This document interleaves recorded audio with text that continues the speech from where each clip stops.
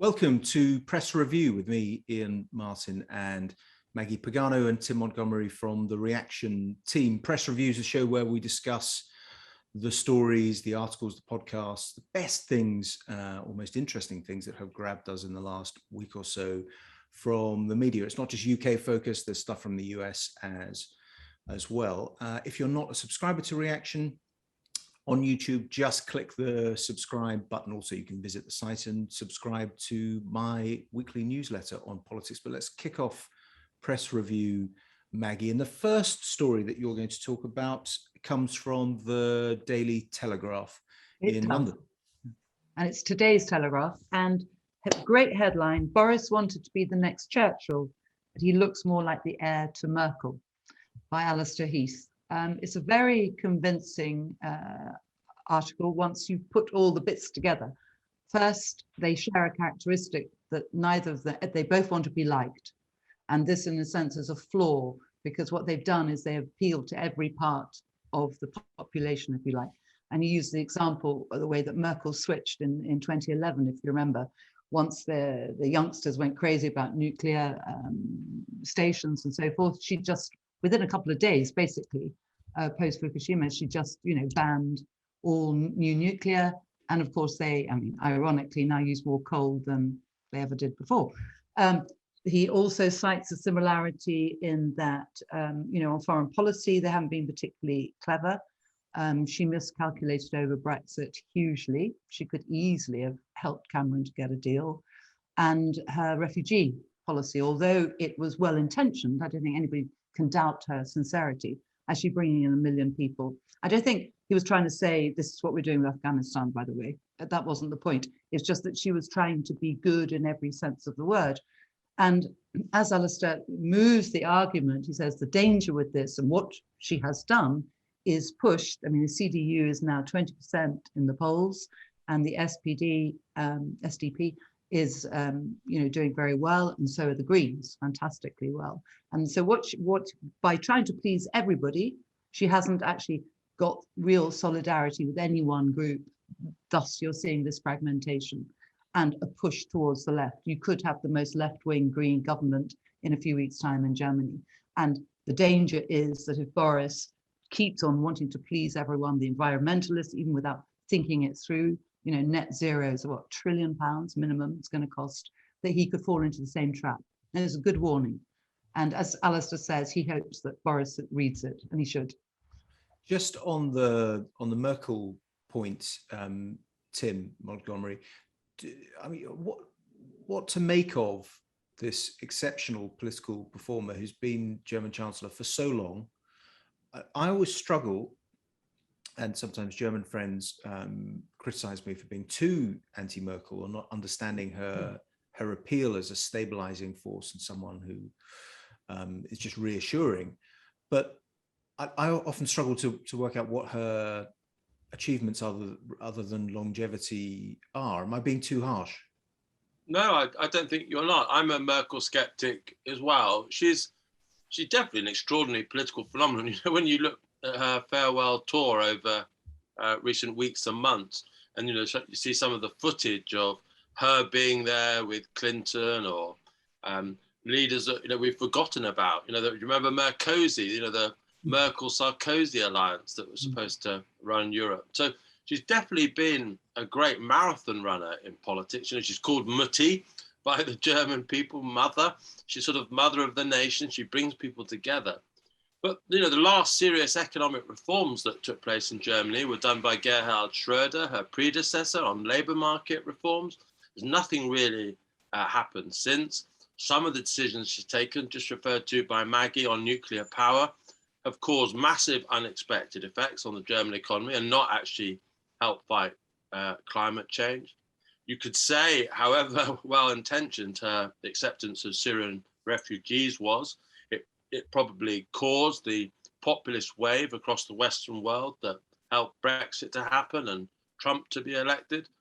And of course, I think increasingly, under her time as Chancellor, Germany's become dependent upon Russia, particularly for gas imports with this Nord Stream pipeline that is being built. And so fundamentally at the heart of Europe, it's one of the reasons I supported leaving the EU, the German state is compromised.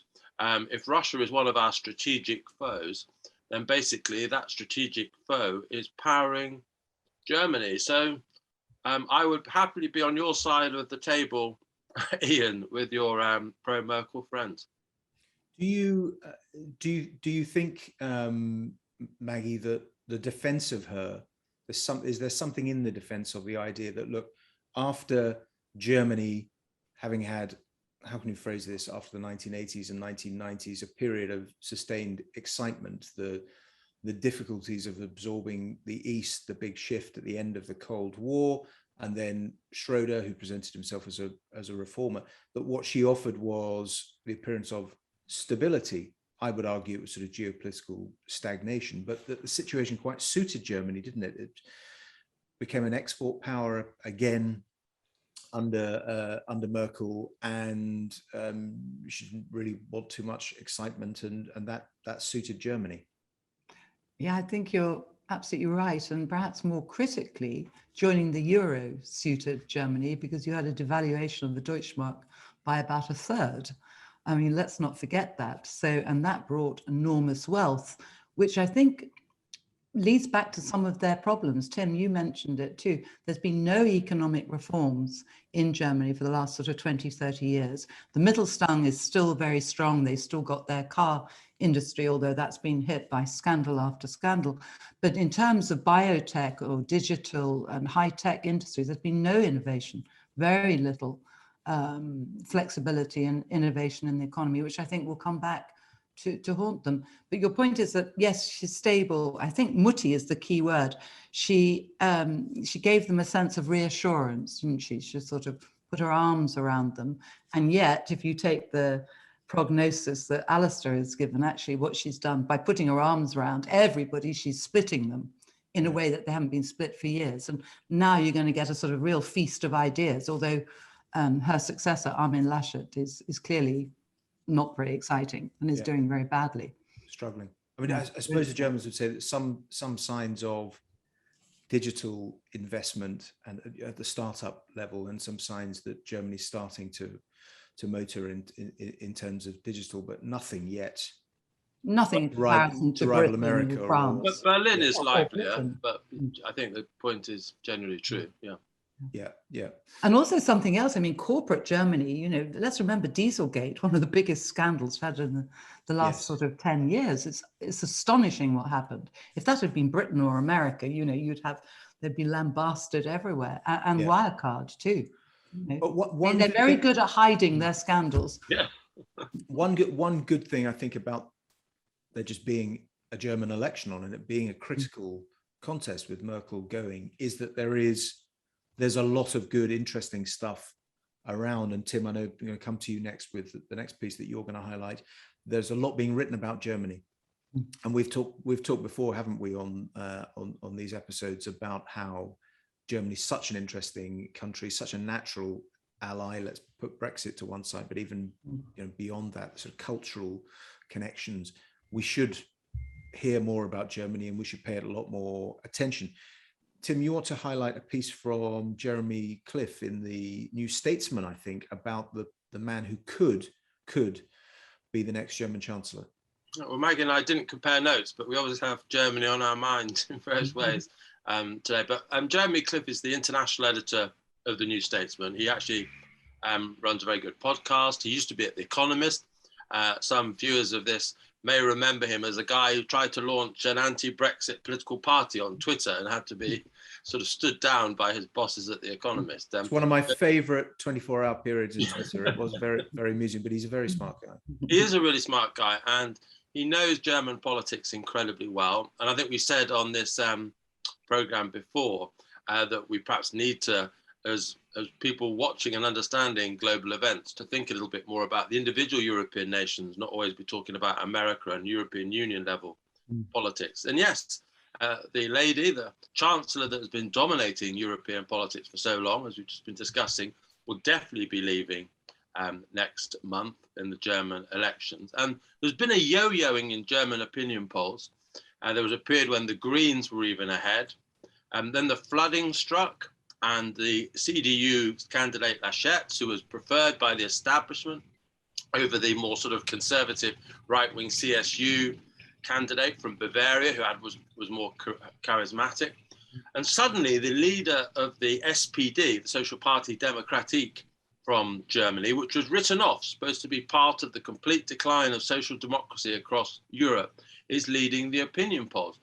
And they're about sort of 25, 27% in opinion polls. Some polls now have the Christian Democrats, Merkel's party, under 20%. So there will definitely have to be a coalition, which will include the Greens, which is something you might want to emphasize, Iain. But the basic sort of point now is seemingly this guy, Olaf Scholz, who started on the left of German politics, but slowly moved to the centre and more reforming character. He's now the preferred chancellor by nearly 50% of the German people, while Laschet is down at just under 20%.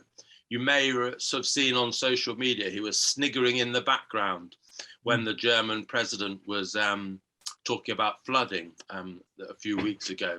And that is sort of one of the sort of reasons why the electorate, I think, have turned against him. But I think it will be interesting to have a social democratic leader as the chancellor of Europe's most important country, if this does happen. But I think the power that the Greens will have in this alliance will also be incredibly significant, pulling Europe perhaps further towards faster, more comprehensive action on climate change. I wonder, I mean, it's not on our pick of stories, but we're going to be talking a lot about what's coming with COP26 in the next few months. I mean, which is the great gathering, the environmental jamboree in Glasgow in November, which is supposed to sort all these problems out. I wonder though, just the Greens are, as you say, in an interesting position in Germany. In Scotland, the very far left Greens have joined the SNP, and not full coalition, but in a governing arrangement. I just wonder though whether sort of things have tipped a bit on greenery, a bit to such an extent that they're losing the battle. Hugo Rifkind wrote about this in the Times the other day, about how the extremism really doesn't work because it looks inherently ridiculous. When you have Extinction Rebellion, locking the, taking over the World Wildlife Fund office in protest against their conservation activities, that's not an agenda which is going to convince anything like 51% of the British public that you're sensible and to be trusted. But the interesting thing about the Greens, I suppose, in Germany is that they are a different beast, though, aren't they, Tim? They have been moving towards the centre steadily. There's sort of the division in the German Green Party between the Fundis and the Rialtos. And the Fundis are the fundamentalists, and the Rialtos are the realists. And the Rialtos, in a way, have sort of got control of the German Green Party. And so I think Caroline Lucas would probably be seen as a bit of a nutcase in the German Green Party. So I think it's important not to sort of assume that, what we think of as the Green Party, you're quite right, will get the authority. And their power in Bavaria as well, in Germany, is because they emphasize a lot of the sort of basic things that the ordinary conservative voter emphasizes here. It's about conservation of the local environment. It's planting trees. It's about the number of bins and things you have in Germany for recycling, all the different categories and that. They take all of that sort of micro environmentalism incredibly seriously. And they're not as progressive on some of the other sort of left-wing issues. So they're an interesting casebook. But in a way, for those of us who worry about the economic effects, the impact of taxation of climate change policies, they are more challenging in a way, and perhaps rightly, but they will probably have more impact because they have that sort of reasonableness and credibility on the general direction of climate policy. And if a Caroline Lucas type administration was being elected, because they would easily be dismissed because their policies don't have coherence or would be just too damaging. It's going to be interesting to see, isn't it, just how that plays out, if the Greens play play a big role, then just what does it look like a relatively moderate Green Party actually being in power, and whether that then creates a wave of similar shifts across other countries in Europe. Worth very briefly stating, it will be what the Germans call a traffic light coalition. Yeah. Likely it will be red, green, yellow, and yellow is the FDP. Now, they've always traditionally been the partner of the CDU in German politics, and they are more liberal and reformist. So there will be potentially quite a creative tension between the more dirigiste policies of the SPD and having the FDP in there, but keeping up with the various positions of the German political parties is full-time work. Jeremy Cliff does this profile brilliantly, by the way. Really. And just on Scholz himself, you said, Tim, that he begins on the left or the far left of German politics and then moves towards the centre. What else do we know about him? What should we look out for? Well, I think one of the interesting things is that he basically ran Hamburg for a period, and so unlike a lot of the British politicians who've never really, because of the nature of the very devolved German system, a lot of the people that emerge through the German system, running a state as a governor in the US, they actually have got sort of practical experience, and that's true of him as well. And it wasn't true of Merkel in the same way. And so he's just got that executive experience that quite a lot of people in Germany value greatly. And so there's an ability to sort of we know before he gets there potentially that there's a basic competence about him.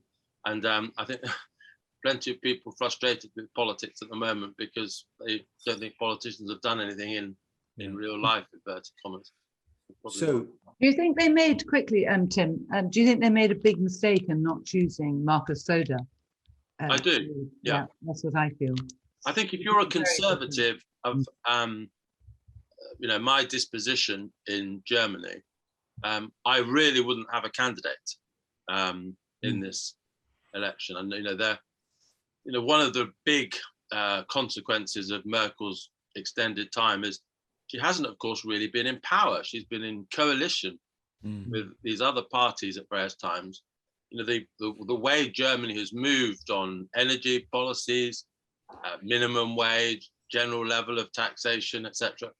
It feels like a left-wing government in many respects, and so and that's carried on. Whereas the CSU from Bavaria, they traditionally are the more right of centre, more conservative party, and I think if they provided the joint CDU-CSU candidate for Chancellor, I think it would have been a more interesting race. And I think there may be turnout issues as a result of the choice by the CDU. Interesting. Now, speaking of regime change and potential or otherwise for reform in politics, shall I go next with my first choice, which is about regime change in America? And my first pick is Dominic Cummings' latest Substack email, now, which is a subscriber service. Now, I think if we were to talk through the whole thing, this episode would be 5 or 6 hours long. So I don't propose, don't worry. Please don't. And Maggie and Tim. I've been reading a lot of Mr. Cummings's pourings and output. And if I may be cheeky, I might suggest he gets a rather good editor. It's great stuff, lovely style, but everybody needs an editor. I mean, he does have a wife who's an editor. I'm not volunteering. A distinguished editor. Yeah, I'm very distinguished. If that's not a contradiction in terms, yes. So you hear that if you're watching this, Dom, then Maggie is offering to edit your copy. Didn't quite say that, Iain. Cut it back to 750 crisp, well delivered. For a large fee, Maggie. Don't very burn yourself cheaply. No, we'll do it just for the love and just to improve the copy. But so his latest piece is Regime Change 2, a plea to Silicon Valley. Start a project now to write the plan for the next GOP candidate.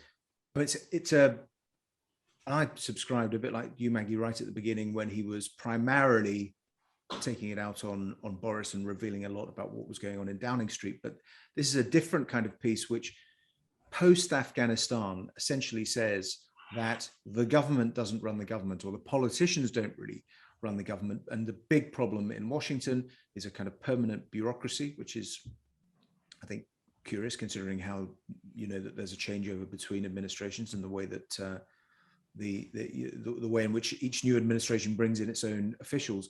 But it's a really bleak denunciation of the political class, which presents it in very, very dark terms. In Washington, as in London, the golden rule of government is the government does not control the government, and anybody who tries to change this is seen as the enemy by the bureaucracies that actually control 99% of the government. I wonder who Dominic Cummings is thinking of in that context. I couldn't imagine.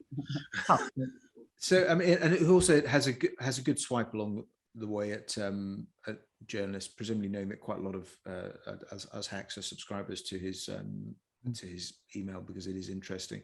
And as he says here, quite a claim actually. I wonder how many he's met.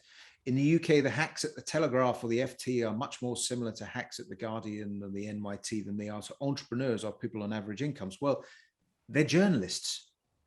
They've got quite a lot in common, even if and sometimes some of the very best journalists on a paper which might be deemed to lean to the center left or lean to the center right, certainly doesn't vote that way, but it is a hack because they're doing it for a living and they also happen to believe in it. So I think it's sort of peculiar misunderstanding that everyone in journalism is there with some sort of automatic, obvious ideological bias.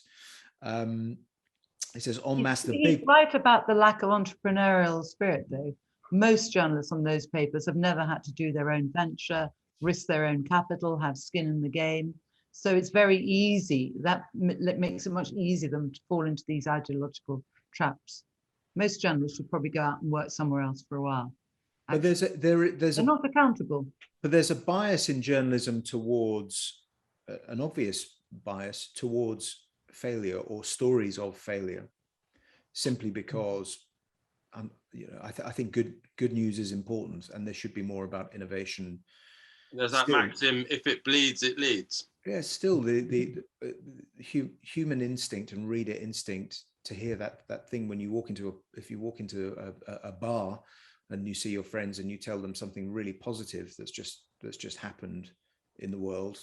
They won't find this news very arresting, but if you tell them something shocking or potentially scandalous, you grab them, and a lot of media operates on that principle.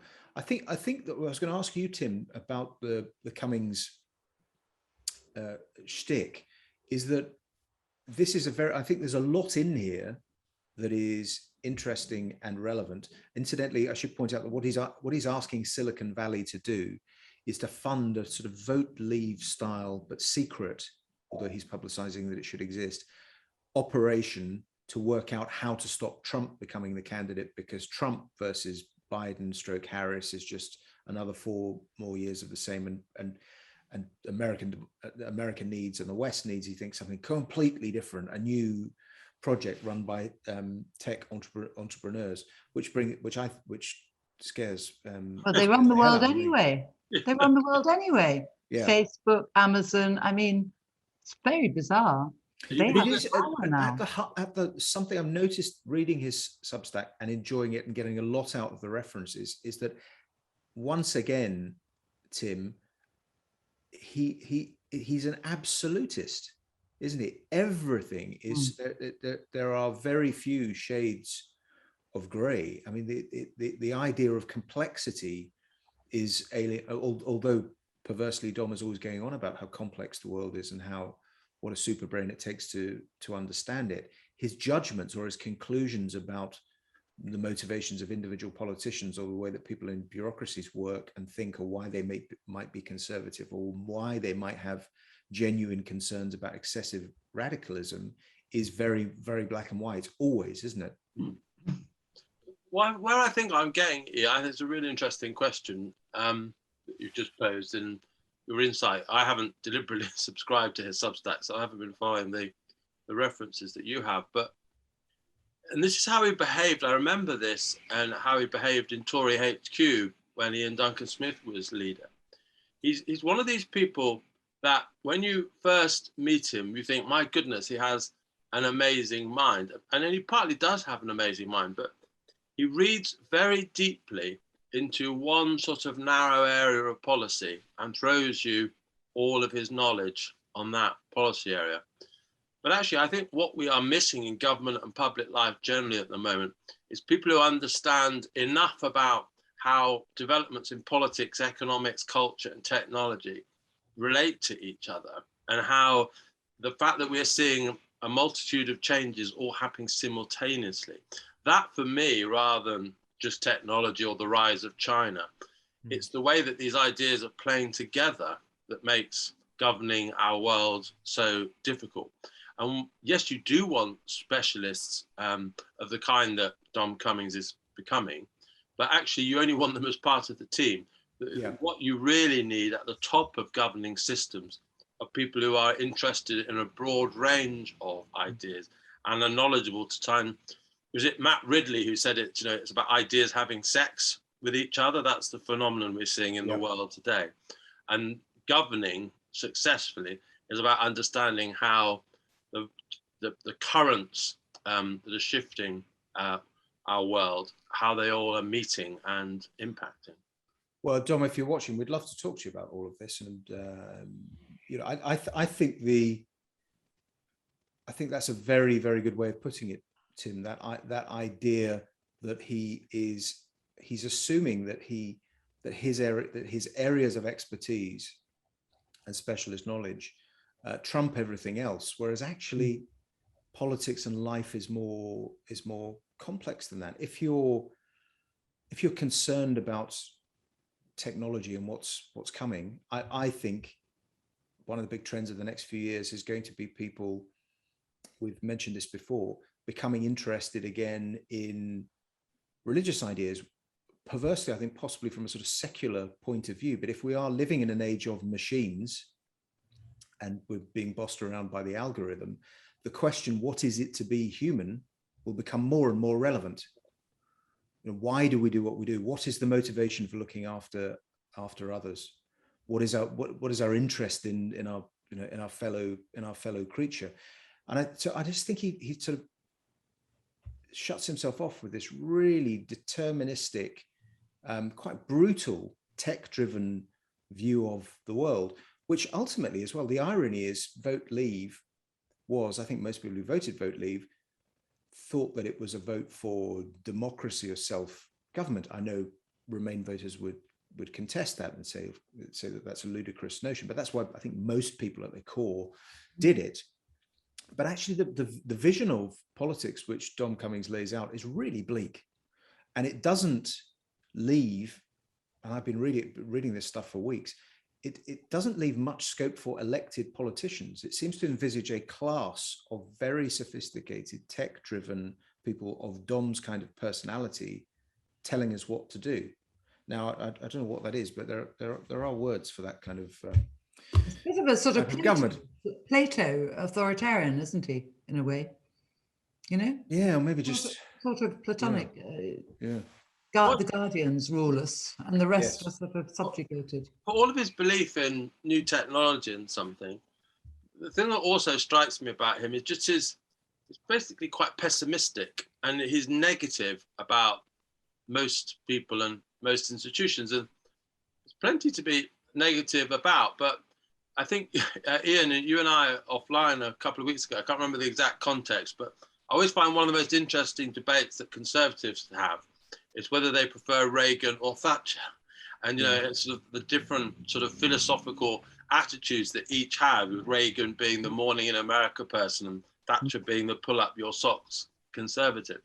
And, someone like Farage, who Cummings was a great opponent of, the reason why Farage is so successful is basically he has a positive disposition with the pint drinking and the cigarette smoking. Yes, he's critical of EU institutions, etc., but there's this this warm person you want to be with, or enough people wanted to be with, that made him a success.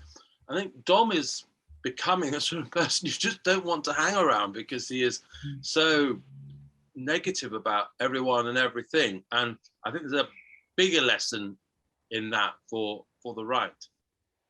Really, really interesting. And Dom, again, if you're watching, I mean, we're perfectly happy to hang out with you. And if you'd like to come on the show, you're very welcome.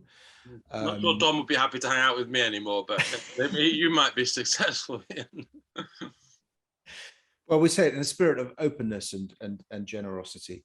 But Maggie, your next choice, I think, is from Politico. It is from Politico, from the European edition, and they were reporting on the debate, 5-hour debate within the EU interior ministers yesterday on what their policy, Tuesday actually, their policy would be towards the resettlement of Afghans. And as you probably know, basically, they decided not to put any numbers on it at all, because they're terrified of what they call the pull effect. That was the German interior ministers. And he even cited Boris, and, they've said 20,000 and sort of dismissed it. But there was quite a row between the Luxembourg, Germany, Slovenia, Austria, because they just say, no, we don't want to. One, they don't want to put numbers on it. Two, they're trying to stop them coming in to the individual countries.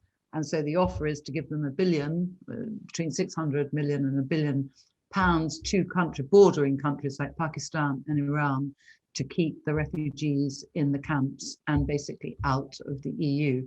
Now, this is obviously a huge shift in opinion, and I think it just shows the very sort of fragile state that EU countries, I mean, Germany and France have the borders up in the north. You've got Italy and Spain with the influx from North Africa and Africa generally, and then the deal that Germany did with Turkey, they're obviously trying to replicate.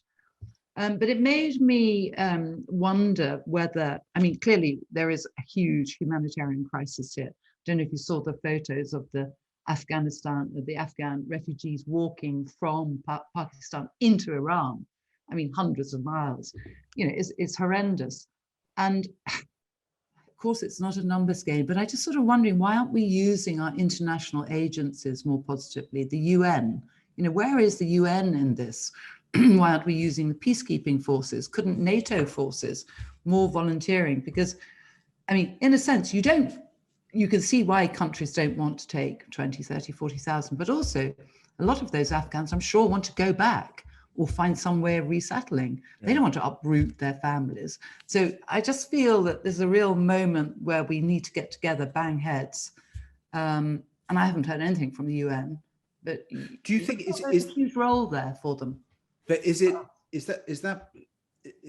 possibly, do you think, Maggie, is that because it's too early? Because the US having signed the deal with the Taliban and then withdrawn, what you're talking about would require, it's not engagement in a hot war, is it? It's not going back in to fight, but trying to put anything on the ground. I mean, everything, almost because of the deal the Americans have done, everything has to be negotiated with the Taliban. So we find ourselves in this extraordinary situation where the Taliban were the enemies of the West. And they certainly seem to be in the stories that are emerging from Kabul and the urban centers, the way in which they seem to be hunting people down. They seem to be the enemies of the Afghan people as well. But we sort of quite know what the dispensation is. And America and the UK and France now talking to the Taliban in an attempt to shut out or to combat ISIS. I mean, we've in the space of 3 or 4 weeks since we last did this show before the summer holiday, Maggie, everything's shifted. No, absolutely. But we get troops on the ground quite quickly, don't we? We can do that in a couple of days. I'm just talking about putting up some big camps. I see what you mean. As much that's what I'm saying. Not even talking about. Of course, we have to talk to the Taliban and do deals. Now, I'm talking about the thousands and thousands of people. I mean, it's all very well for you to say, we'll give money, keep them out, put them on the borders, but shouldn't we be doing something? And in a sense, you want a neutral United Nations. It could be talking to Pakistan, talking to Iran. Iran is trying to do a deal with the US at the same time. It just seems a really critical moment where a lot of people, America, okay, retreat. I'm not sure it is retreat forever, actually. I think this is a, withdrawal, but we now need to see, I hate to use soft power, it's sort of an overused expression. We need to see real power and to help these people if we're going to do anything positive. And there is this vacuum at the moment, isn't there? Because Terrible. Biden has made his position relatively clear in this instance, withdrawal and retreat of one sort or another. Merkel's leaving. Boris doesn't really have the international clout Macron can try. So the West is leaderless and uncoordinated. I just wanted to give you a chance, Maggie, to respond or to have a go at me about my idea on my pessimism about the West, because we recorded something we recorded something this morning, also available to watch on our YouTube channel if you just hit subscribe, a short video on the end of Pax Americana, which is what I wrote my column on for the Times this week. And I just detected that you thought I was being unduly pessimistic. I see it as, I know history's not it's not fixed. Well, it doesn't directly repeat, does it? No, it doesn't. It and rhymes rather than ride repeat. we've had since the 1920s with American. But my point was just about the split, the direction of travel of US policy over the course of the last three presidencies is to try and disengage and withdraw from other people's wars, while still, of course, maintaining bases around the world. But I just think it's an attitude of mind that's changed because American voters have changed. But you think I'm being too pessimistic? I think you are, because I think the withdrawal, I mean, we haven't talked about whether we think withdrawal is right or wrong. Personally, I think withdrawal was absolutely the right thing to do, but carried out in the most cat-candid way you can think possible. But you said something at the beginning of this morning's conversation was really interesting. You said, so on the one hand, the American culture has never been stronger, whether it is Facebook, social culture, tech, innovation, Elon Musk up in space and all the rest of it. And yet America's retreating. Now, I think that's really, the paradox is that most people in the world, huge generalization, want to live that sort of American dream. So if you took away, perhaps not the Taliban militants, but most people in Afghanistan, they want to have their iPhone, they want their Nike shoes, they do want to have decent relations with family. So I think actually the West has great power, and it's just that we've misused it by militarily intervening. I think we should be much more confident about our values, and whether you call them liberal values or whatever. But it's not, you cannot impose those values. You can't tell the Afghans to send X to school. You have to show. And I think we can do that in a much stronger way. But then that sounds very idealistic. It's very idealistic. A Times reader pointed out to me that you've seen that contradiction play out before, which is, America retreats in terms of foreign policy in the 1920s. Becomes isolationist after the 1919 rejection of the Treaty of Versailles, doesn't join the League of Nations, which dooms the fledgling international system. However, America throughout the 1920s simultaneously dramatically increases its cultural power because of the spread of the film industry and the role of Wall Street throughout the 1920s before the crash, becoming ever more powerful as the world's global financial capital, a process which begins during the First World War. So and it doesn't end very well. That was my point, is that if people didn't like an overactive and interventionist America, didn't like the consequences for the world, I'm just worried that they're not going to like the consequences of America not being engaged. But we'll see. Tim, good opportunity for us in Europe, though. And yes, we do need to build bridges with our neighbours across the channel. Actually, I think it's a great opportunity. Tim. So, yeah, a regular podcast that I listen to, we're going back to America now, I'm afraid, it's called The Three Martini Lunch. you do not have to drink 3 martinis while listening to it, although it's certainly possible that you might like to. Maggie will remember the days in the city when 3 martini or equivalent lunches were very common. But that was before lunch. That was a sharpener they used to call that. Exactly. I love that phrase, a sharpener. Yeah. We could make this press review an awful lot more interesting if we had our martini. But Next time. Maybe near Christmas or something. It's just a very simple idea. It lasts about 20-25 minutes. Jim Geraghty of National Review is the main interviewee. But what they do is they take the news, largely from a sort of conservative perspective, and they award good, bad, or whatever martinis, just to say this is, what's happening in the world of unemployment or judicial nominations or Supreme Court decisions, whatever it is. Just a light, fun, fast introduction to what's happening in that day's US politics from a conservative perspective. And it fits a little bit about what I was saying just a few minutes ago. It's a positive upbeat.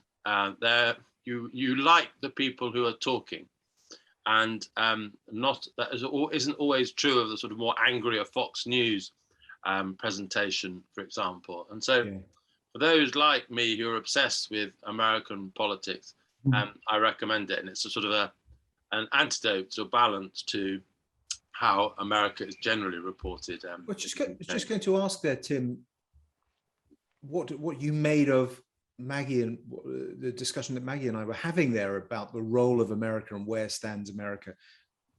Am I being too pessimistic about the story of life since Iraq and Obama and the Obama-Trump America first, and then Biden, as far as I can see, sort of completes the process, or the switch back to isolationism?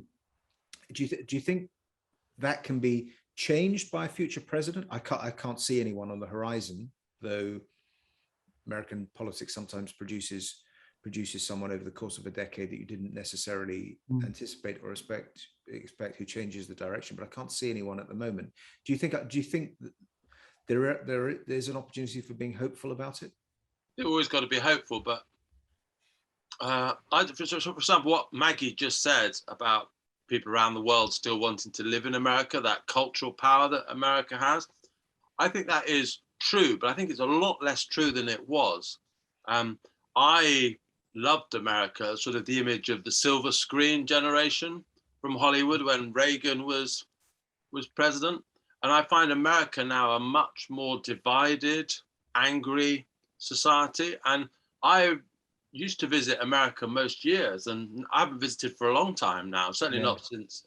I don't feel the attraction to America that I did. It's not the shining city on a hill that it was to me. So culturally, the negativity, the anger of Hollywood, it often doesn't seem proud of America anymore. I don't like what America projects about itself.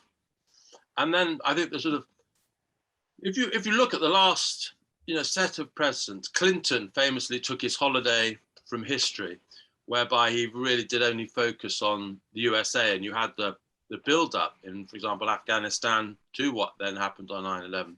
You had the Bush presidency with the wars going wrong. You had Obama presidency, whereby nothing was done anything about like North Korea, and where red line in Syria were crossed and nothing was done about them. Then we had Trump, don't need to say more. Now we have Biden retreating. It's not as though America's taken a few missteps under one president. We've now got nearly 3 decades of 30 years presidents that have failed in different ways. And I think you begin to have to think, well, this isn't a function or a problem of one president or another. There's something wrong in the world superpower at a more fundamental level. Now, I agree.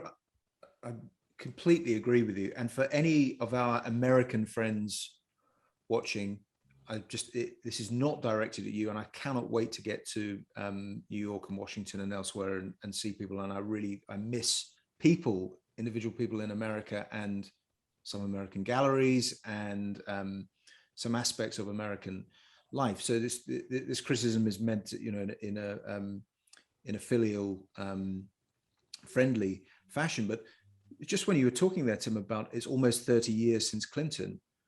If you look at a documentary, which I always go on about, The War Room, which is the story of Clinton winning that 92 presidency, so much of that, it doesn't look that different from now. America, because it hasn't had the investment in infrastructure, the way its airports are crumbling, its rail system, the way it sort of looks and feels, it feels almost frozen in time, the sort of styling in its hotel rooms, all of that. So that's the first criticism I would make, that something has gone wrong with the public realm. And America used to look in the 50s and 60s and 70s like a version of the future, and it now looks kind of dated, although America still has extraordinary economic power because of the dollar. The other thing I think that may have gone wrong and that Americans should think about is the internet, and the way in which 20 years ago, we didn't see that much of America. Yes, you saw it on the evening news. It was very difficult to get hold of American papers. They had newspapers or magazines. They had an exotic quality to them. America was distant. And maybe that, absence makes the heart grow fonder and all of that. Now we're living in, if you're on social media at all, and thanks to the Trump experience, we had to wake up every morning waiting to see what on earth he'd said on Twitter. We live in an American created world, which is on social media is incredibly divisive and divided and unpleasant. So it's not something to aspire to. And that's what, without getting into the whole BLM thing of last year, that's one of the things that distressed me about the whole thing. Regardless of the rights and wrongs, it was an importation of American political culture, which would have, I think, been regarded as probably as unorthodox or weird 30 years ago. Now, because of the internet, flows within hours or minutes in a viral form into the UK. So I'm slightly with Tim there, Maggie, that brand America is not maybe in the healthy condition that you suggested. I wasn't suggesting that it was healthy. And I didn't mean people want to live in America, but the sense of the freedom that America still portrays.